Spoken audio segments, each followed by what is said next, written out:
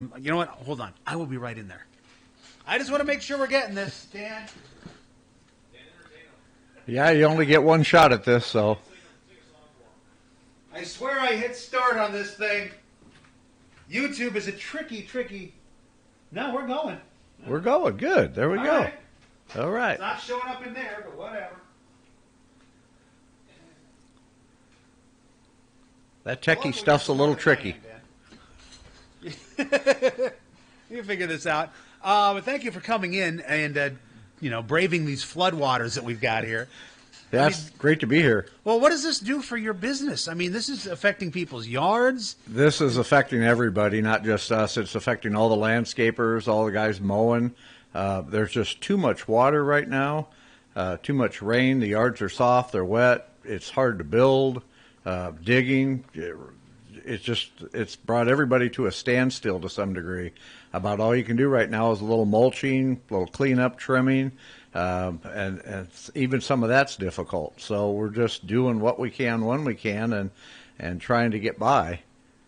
So this has got to be you've got to be getting calls left and right for people needing help with stuff. I mean, because for example, out here we've got a field. It's flooded. It'll not be flooded, and unfortunately for the farmer, he can't farm that, which is a big problem. Right. But I would imagine if you have a yard that gets flooded, you'd have like mud on the blades of grass. Is that something that needs to be addressed, or does that kind of resolve itself? Some of that will resolve itself if the mud doesn't get too deep. If the mud gets too deep, it's going to choke the grass out. We're getting several calls recently, homes that have fairly flat backyards and improper drainage. The downspouts are 2 foot from the house, and the water's pooling up and concrete shifting. We actually had one home that the footings that were 4 foot deep holding the stairway up are coming out of the ground. There's so much hydraulic pressure, it's pushing a 4 foot footing about 10 inches round up out of the ground and raising it and jacking the stairs. So we've had to address that. We've had to go get several hundred feet of drainage tubing, hook it onto the house, get that water as far away from the house as possible, and it's going to have to sit there for several weeks until it dries up enough where we can bury it and get it corrected. But this will help him get that alleviated somewhat. It's just a real problem. The other thing folks might want to look into now with all this water, our clays are very, very hard here. The soils are compacted, so when that water hits, it just runs off. Iowa City, North Liberty, and Corville all have a program referred to as SQR. It stands for Soil Quality Restoration. We're one of the leading experts in Johnson County for this, and basically what we do is we go in there and we do a deep tine aeration, which is you aerate the yard, put the plugs 4 to 5 inches deep as you can, pull out that plug with a machine, and that leaves little pockets all over the yard. And then we overseed, and then we put organic compost over the top of that, a ½ inch into the yard. As it rains again, it takes all that compost and fills those holes so that the next time it rains, your entire yard acts like a sponge. So you get a 1 inch rain, instead of letting that water all run off and go down to the creek or the stream or your neighbor's yard or wherever, it just holds it right in the yard, and it acts like a watering system to some degree. What that does is it drives your root system deeper. It opens up the lawn and the yard and the dirt for more saturation, and it'll allow that to drain better, and you get a healthier lawn. Your grass will grow deeper. You'll get the root system deeper. It just really helps the lawn immensely. And the best part about this is all three of these communities have a 50% rebate. So say in general the project's $1,000 or $2,000, you'll get rebated half of that cost, plus your sales tax you have to pay. But beyond that, say if it's a $2,000 project plus sales tax, you'll pay half of that after the rebate. So we have some yards that need a lot of help. They're not in good shape, and so we go in to look to revitalize them. And a lot of times this program will work for that also. It'll allow them to do the soil restoration project. It'll get them free grass seed and really takes their yard and brings it to a new level, and the cities pay for half of it. So it's a tremendous program. We've done hundreds of these with great success, and the idea of this is to cut down water runoff and to help reduce the stream flows and the flooding. Coralville, North Liberty, Iowa City, all have areas that flood, and the more that we can do, the better off we are. So, and I've actually done it on my lawn twice. Several other lawns, we've done it twice. It just improves it more every time you do it. Is this something people can still get done sometime this summer? Because I know there's certain landscaping projects you have to do at certain times of the year. Yeah, this is one of those things that it requires the ground to be very moist. We're good there. Yeah, we're good there. We're good there. We're actually too wet right now. The other thing is heat. You really shouldn't put the compost down after we hit about 70 degrees, so we want it to be cool. So we're getting near the tail end of it right now with the weather, but it can be a fall project or early spring project. It really is weather dependent for moisture, and then the heat is a critical factor, and you really don't want to mess with that too much because you'll have a lawn that'll get burned, and you don't want that because the compost is a quick release. It has phosphorus. It has natural fertilizers in it. And it's not a slow release pellet like we would normally use in the landscape business. It's just right now. And so when you get that in there, and it's 75 degrees, it's going to turn the grass that's there maybe a little yellow. It's just a little too hot. So we can sign you up right now. We can get you in the fall, or it can carry over to next spring. So it's really a weather determination, and we give you the best choice of what we can do based on the weather and how long you want to wait. But it's a great project. We just finished up one here a couple of weeks ago. The weather was only in the mid 60s, and it got rained in very quickly. And we actually have grass seed coming up from that already, little sprouts of grass all over. So it works very well. The best part is it's a 50% rebate from the cities.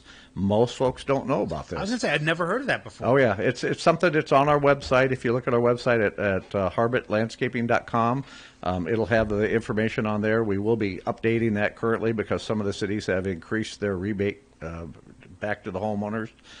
We have the current paperwork, I think, on there for the most part, but if you contact us, we'll come out, give you a personal itemized assessment, and we handle all the paperwork for you, so it's very, very easy. I need about 10 minutes of your time, 5 minutes to write a check when we're done, and that's about all there is to it. Yeah, so check it out again, harbitlandscaping.com. Uh-huh.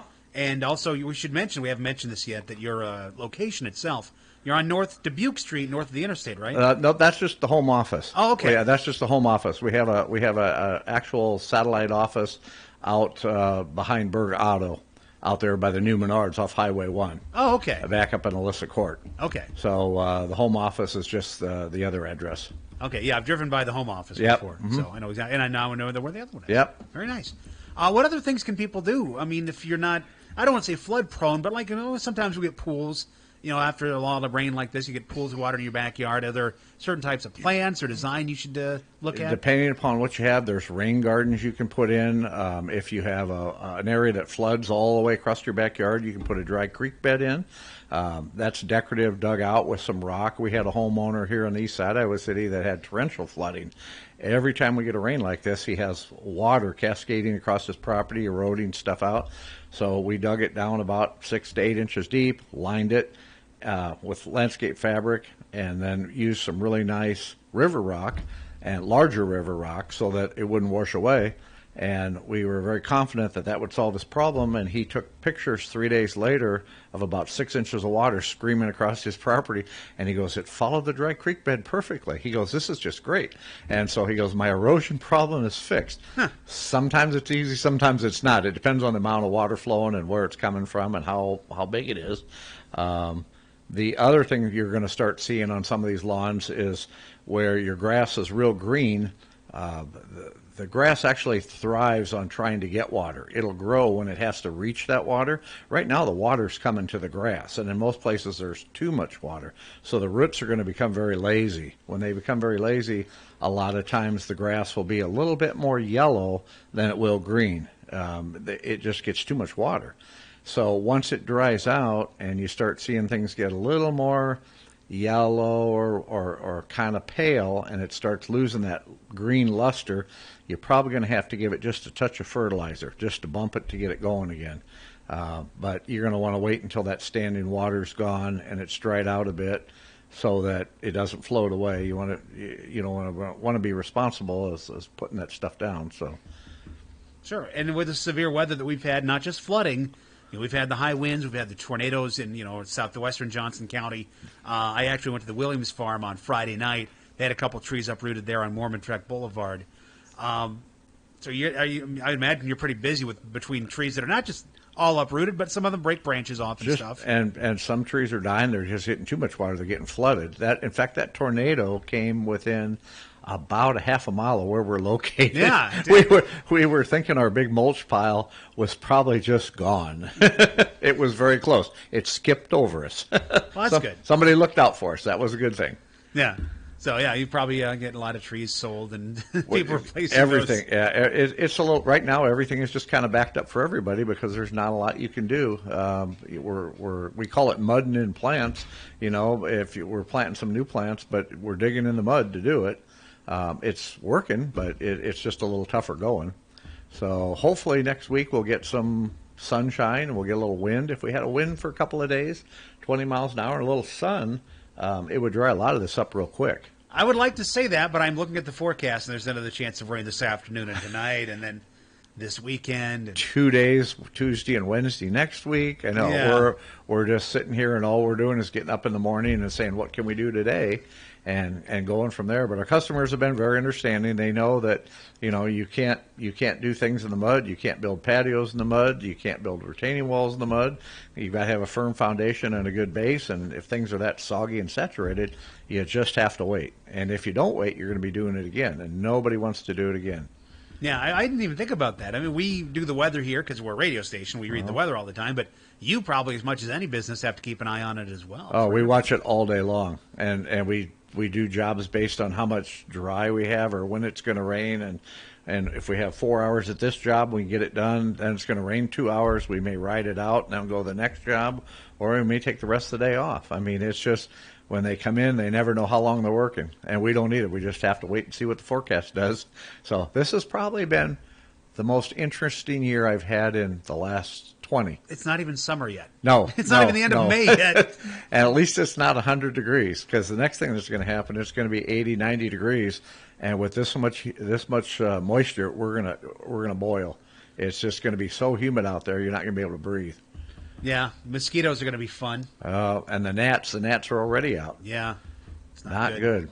Mace Michaels, of course, one of our meteorologists that we use, he said that this summer it's expected to be below average heat, above average precipitation, which is what we've been seeing so far. And June is supposedly, usually through the summer, one of our wetter months. Yeah.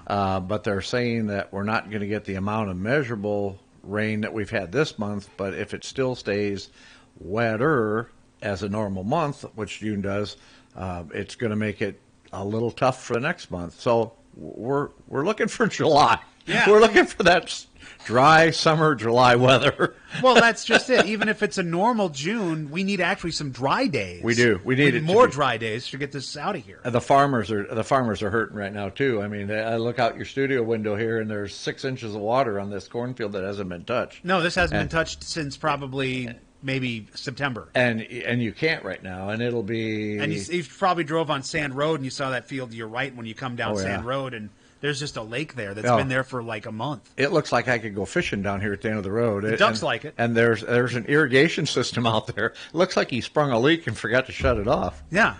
Yeah. And if it's wreaking havoc on fields, I imagine a lot of our listeners who have gardens, they probably can't get out there either and get anything done. I tilled mine last week in between rains when we had the wind. It was windy for about 2 days, and it started drying off. We had some sun. Tilled up really nice, and it wasn't terribly wet because it drains pretty good. And the next day it rained, and it hasn't stopped since.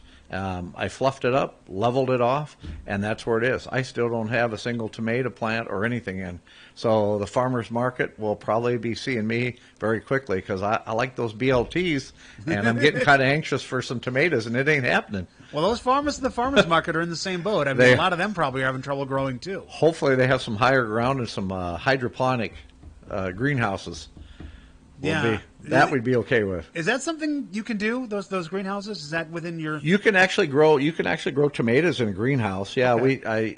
There was a fella in North Liberty years and years ago that actually put up a great big greenhouse, and he hydroponically grew tomatoes, very good tomatoes, throughout the entire year. He'd grow them through the winter. when nobody else had them, and he supplied a lot of the stores between here and Cedar Rapids. And I got to learn that process from him firsthand. Went up there and helped him. It was really pretty neat. I know that they use a lot of them down there around Kelowna and that area. A lot of the Mennonite and Amish community, because it doesn't use electricity.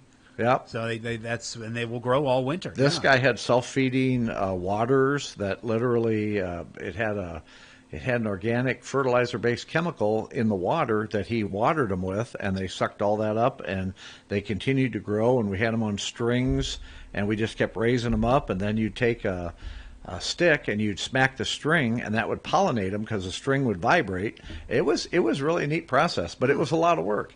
And harvesting was kind of fun. We got huge tomatoes. They're really good too. Nice. But yeah, it's something not everybody gets to experience, but it was a lot of fun. Now, that's not something Harbit Landscaping. No, we would not normally do that. No, that was just something that I personally got to have fun with. Well, that's cool.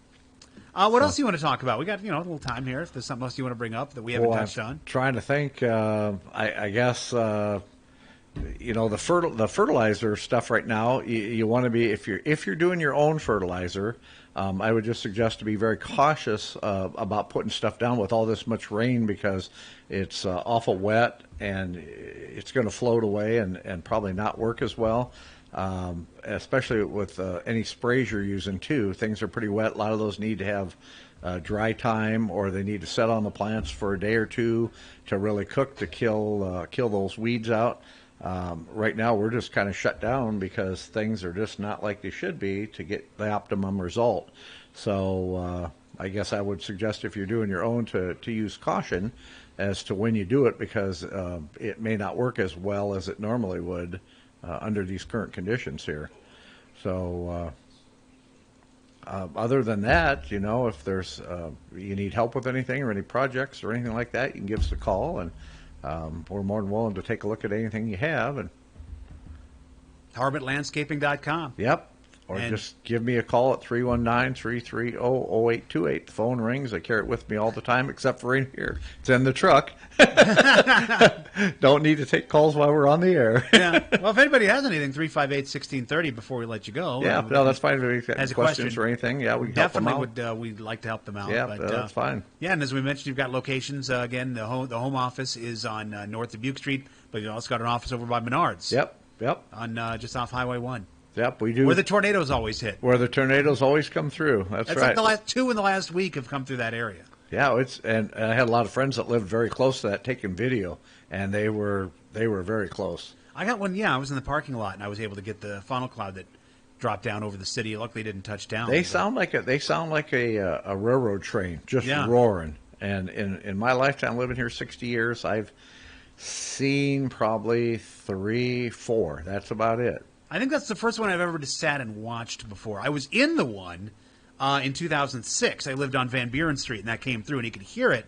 But obviously, I was inside taking shelter, and I couldn't go out and look at it. Well, we stood out in the street on Wild Green, and it was to the south of us, and I could see it, and I could see it coming. But as it come towards us, what looked like coming towards us, because there's too many trees kind of blocking it, it got wider and wider and wider. And we weren't exactly sure if it was coming straight at us or slightly over. We were about a half a mile from the Walmart at the top of the hill in the neighborhood on the other side of the highway. So when it started sounding like the freight train and we could see it bearing down, we ran into the basement, had the radio on, and we got a play-by-play from some radio station. It's hit this area. That was us. It bounced over Walmart. It's down by Village Inn. Now it's taken a left going down Riverside Drive. We did. We had a listener do play-by-play and drove all the way down Highway 1. And so it just skirted around our house. And then once it went down Riverside Drive, we knew that we were okay. It went across the river, and then it took out the church. And we went up there, I think, the next day and found a 20-foot section of the church roof on top of a guy's house clear up on Rochester Avenue on the north end. Yeah, and they know it's from the church because it was the same material and everything. So it's not a good thing. As scary as the tornado warning is, it's even scarier when you're watching TV or listening to the radio here, and somebody's tracking the storm by the streets, and it's coming right at you. It's not good. But people in Iowa, even last night, we had tornado sirens and stuff going off all over. And the first thing you do is you grab your pop, you grab your video phone, and you walk out the front door, the back door, and you start looking around. And last night it was clear, so you could see very well. And then with the street locations and stuff they have, you can see it bearing down. It's coming into Iowa City. We were more towards the south end and north, and all of a sudden it got very close, and we went out and looked, and we saw the darker clouds coming, and we go, oh, that's the one from Frytown coming towards us. And now, and as it got darker, it got harder. But you can, people around here are just so used to it that you stand out and watch it. The sirens go off, and unfortunately, when the sirens go off in Johnson County, it may be for the northern tip, clear up by Cedar Rapids, and they have to do that. But so everybody gets so used to those sirens going off that no, it's not. It's okay, and you start to ignore them after a while, which is not good. No, it's unfortunate. It would be nice if they could take some of those sirens and coordinate them in sections. And only send off. Well, theoretically, they did that a few years ago. They have a north, a central, and a south. Well, so if it's in Swisher, it wouldn't go off in, say, Lone Tree. Yeah. But it seems like the last few times we've gone on the air with warnings, people in Swisher saying, well, the sirens aren't sounding here. People in Hills saying, well, they're sounding here when they should be sounding up north. So I don't know if somebody's not pushing the right button or they miswired it or what they're doing, but everybody just looks. It's kind of one of those things. We're not afraid anymore. Did you see the video? I posted it yesterday, and I know it got shared on social media, of the Deep River. There was a tornado outside of Deep River. And with the baseball players? Kids are playing baseball. And they're playing baseball. And I couldn't believe that some parent somebody was sitting there watching this, and behind them is this funnel cloud coming down on the ground, and it looked like it was a few miles away, but very close, and coming towards them. And the baseball players were out there throwing the ball back and forth, and all of a sudden one kid missed the ball. He turned around, and he went, you could see the look on his face. It was like, oh, my God, wait a minute, there's a tornado. Yeah. And then they all stood there and kind of looked at it, but nobody ran, nobody did anything. It was kind of like, we got to get the game in. And I've talked to a couple of meteorologists about this, too. It's funny because they always say, they get on the air and they'll say, as soon as you hear tornado warning, get to your safe space. Get to your safe space. Go to the lookout. Get in the basement. But here's all the videos our viewers sent in. and when they say get to your safe space, that means to us, run to the front door, go out the front, climb on the roof, take a look, see what you can find, because if you can get that video, you're going to be a superstar for 15 seconds. Yeah. And the closer and the better you can get it, the better it's going to be on YouTube. Get to your safe space. But if you have a video, email it to us. I always think that's funny. Get that video before you get to your safe space, and then send it to us while you're there. Exactly. Oh, that's crazy. Well, thanks, Dan, for coming in. Well, thanks for having me. It's been a great time. Appreciate it. Again, HarbitLandscaping.com. It's got all the information, the phone numbers on there, the addresses, everything. Yep, check out our website. It has everything on there. Give me a call, and I'll personally stop by and give you a visit and see what we can do for you. All right. Thank you very much, Dan. Thank you. Harbit Landscaping, sponsors of Hey Lang, and we'll be back on the mighty 1630 KCJJ. 1630 KCJJ on all your devices through the TuneIn app, powered by Planet Fitness at the Iowa City Marketplace. You ever wonder why some hamburgers in a restaurant taste so great and others are just okay? At Monica's, we buy our blend of ground meat from a local butcher. It's never frozen and is a blend of 3 cuts, custom chosen to be more flavorful and tender.